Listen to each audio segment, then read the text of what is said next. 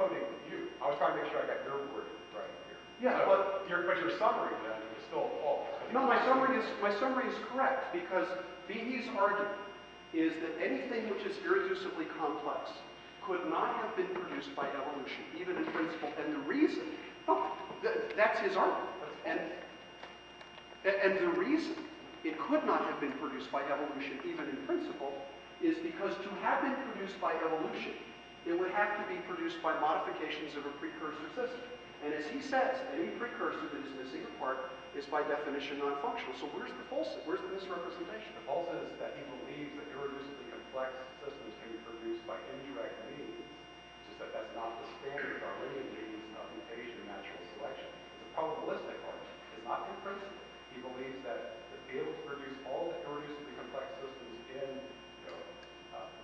advanced creature, human or otherwise, that it would be so improbable that the Darwinian explanation is not a good explanation. So it's not a matter of in principle. It's not an impossibility. Though granted, it's a physical, biological possibility, but it's not a good explanation for what that is. Well, I completely disagree with you. I think I've read him fairly, I've quoted him accurately, and I've summarized his ideas correctly.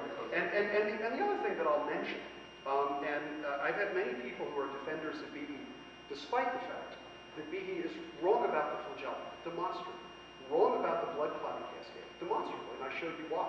Wrong about the immune system, demonstrably, because he said you'll never figure it out. Scientists have figured it out. I mean, many people say that my representations of Behe are unfair.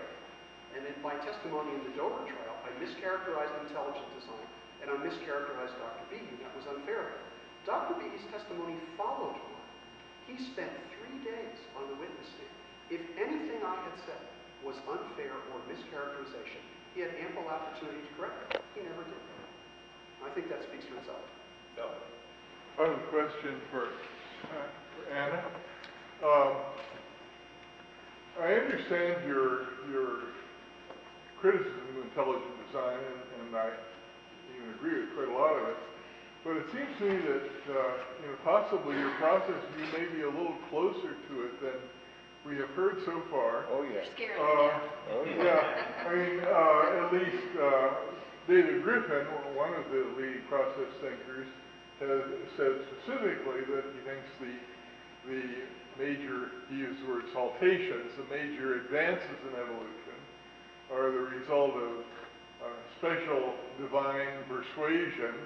Now, you may not buy Behe's view may not buy Griffin's view exactly, but but you did refer to all this coming about as a result of the divine lure, and that sounds to me awfully much as if information is being put into the biological system by this divine lure. If it doesn't mean that, I'm not sure what it does mean, but that seems to be at least one of the crucial elements in intelligent divine, that information has to be input into the system from a higher source. So maybe you could comment on that. Well, I'll work at that a little bit. I think this could be best seen on a continuum from fairly extreme views that have kind of here and there, now and then, God steps in, overturns natural processes, and makes something in particular divinely designed unilaterally.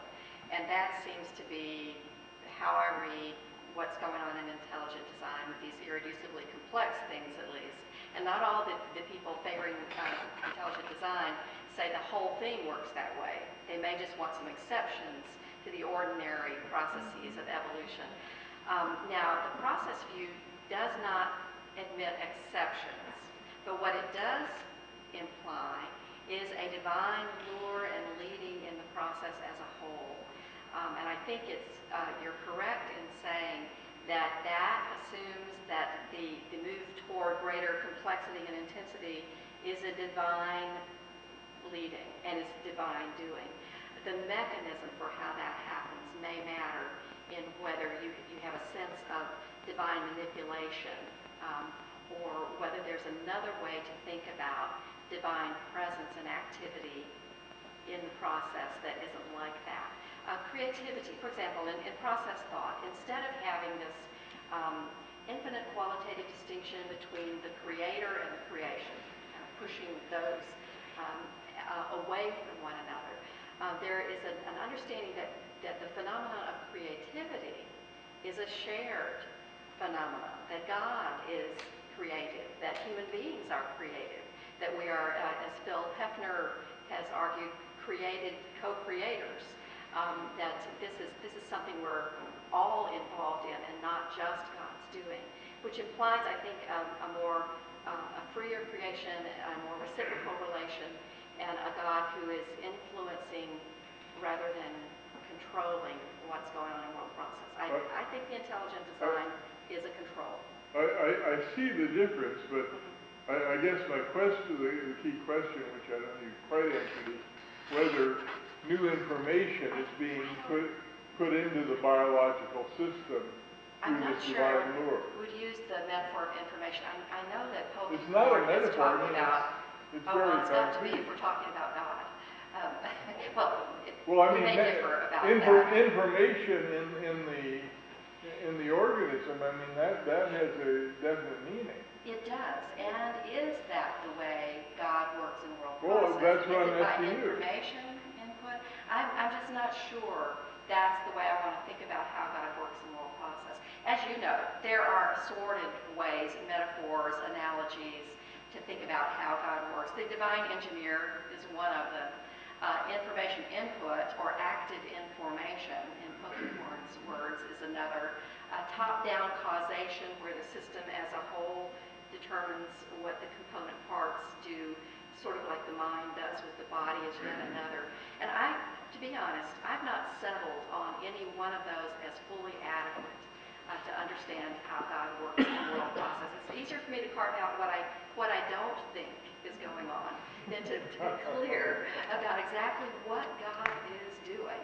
It is easier to affirm divine presence and activity in world process than it is to explain it. Several hands have gone up. I'd like to privilege the hands that are connected to the bodies of the people that aren't in the conference. Those of you who don't know what an open theist is don't want to be one. Is there any from our sort of outside group that... All right, well, we've got Alan then, I think, first. Yeah, thank you. Alan Padgett from Luther Seminary. I'm a theologian. I love science, but I practice it without a license. So, but I do have a question for Kenneth R. Miller. And one of the things you said in your presentation was that you can understand natural explanations. So my question is, what do you mean by a natural explanation? I know what I mean by it, but I suppose that's less interesting to the group. And do you think that all of the social sciences only use natural explanations? Because, when I teach philosophy of science, I teach there's a big difference between natural explanations, which are about, energy exchange or the, chemical bonding, or in organisms about how they respond to the environment, and personal explanations, which do focus on the intentional activity of agents, like explaining how all these people are here right now in this place. Easy personal explanation, really hard natural explanation. So wouldn't it be that a personal explanation might fall between the natural and the supernatural? I don't know that there might be other kinds of explanation besides those two. Well, let me try to remember the first thing you asked, which was, what's a natural explanation? Well, a natural explanation is one that's based in the natural world. And the reason that, in other words, what is observable, testable, verifiable, that's what a natural explanation is. The reason those are important to science is because those are the only things we can test. If someone observes a phenomenon in the laboratory and they give an explanation for it, which is a natural explanation saying, I think perhaps this particular combination of genes is a gene is a physical object, is turned on or off, I can actually check that out in my own lab because it's a natural explanation. I have access to nature as well. I live in nature, so I can go ahead and manipulate things and I can test it. If the explanation rises above nature, if it's supernatural, I have no way to test it. Doesn't mean it's wrong. It simply means it's not scientific in the sense that it's not amenable to study by the tools of science, which are limited tools. And I think that's the key thing.